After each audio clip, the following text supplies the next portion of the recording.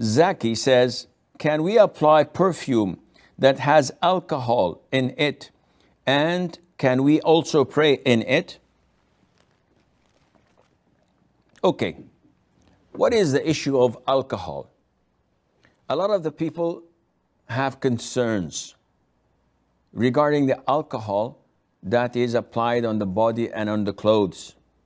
It's not pure alcohol. It is perfume mixed with alcohol. So they say, can we pray? Is it najis? Where does the root of the problem come from? First of all,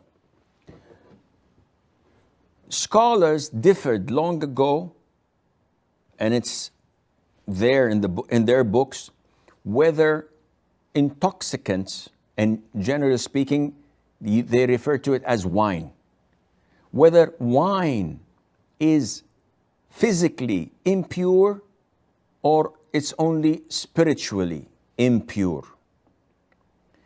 Now, they have different opinions. Some say it is physically impure. So if I have a drop of wine on my clothes, then I cannot pray because my clothes is considered and rendered as najis, impure. So they considered wine as an impurity. And they have a lot of evidences to back them up. But these evidences are not clear. They're a bit ambiguous and can have double meaning.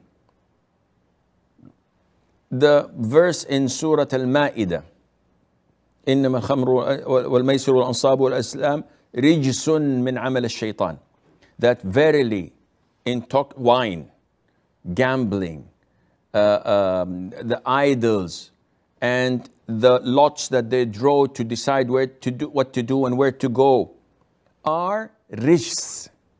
So rijs, one of its meaning is an impurity, something that is filthy.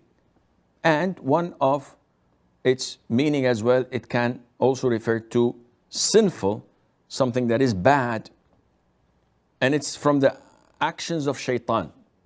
Refrain from it. So those who say that wine is najis, is impure, they refer to this ayah.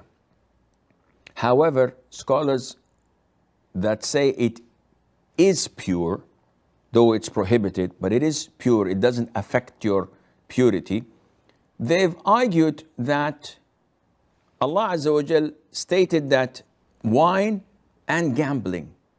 So is gambling najis, in impurity? The answer is no. When we play poker or blackjack or whatever, this is gambling, this is haram. When I buy a lottery ticket, this is gambling, it's haram. But do I have to wash my hands? Do I have to perform wudu? No scholar says that you do. Therefore, they say that it's a clear indication that it is not physically impure. Now, putting this aside, when we come to alcohol, alcohol is not wine, but because it is a component of wine, and it is the main reason for people to get wasted and intoxicated, the later scholars considered it to have the same ruling as wine. And hence, once you mix it up with perfume, is it najis now or not? Let's go back to the books of the old scholars to see whether wine is impure or pure. But realistically, alcohol is not wine.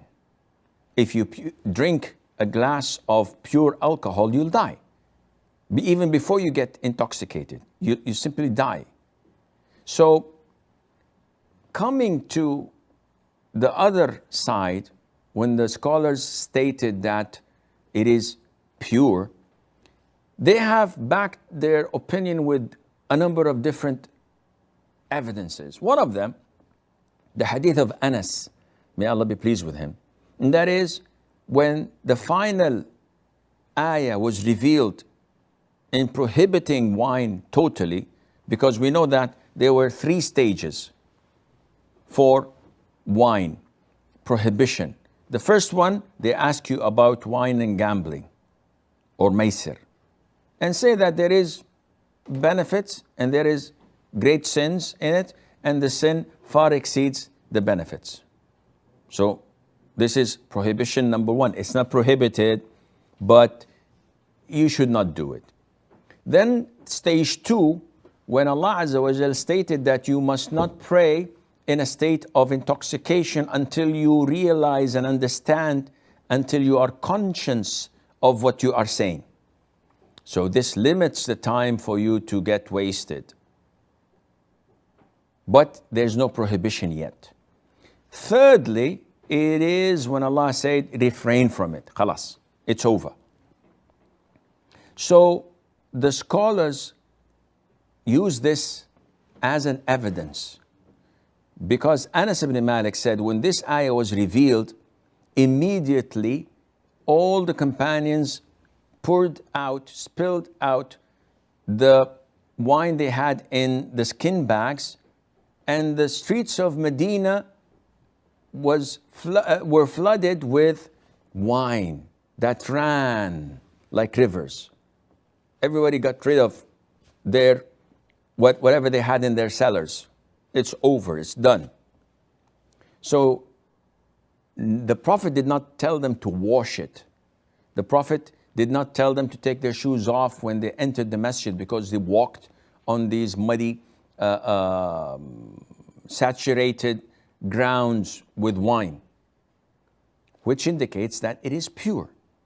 And this is the most authentic opinion of scholars, that alcohol, wine is haram. It's totally prohibited to make, to buy, to carry, to serve, let alone to drink. Now, wine and alcohol are not impure. They are pure in the sense that if you have a drop, if you touch it, you don't have to perform wudu or to wash yourself or to wash your hands. Having said that, it is totally permissible to wear and to put on perfume that is alcohol based, and to pray in it without any problem, whether you are a man or a woman. Now, for women, there is a disclaimer, which most of you know, but it's a reminder that a Muslim woman is not allowed to wear perfume and pass by men who would find her scent and smell.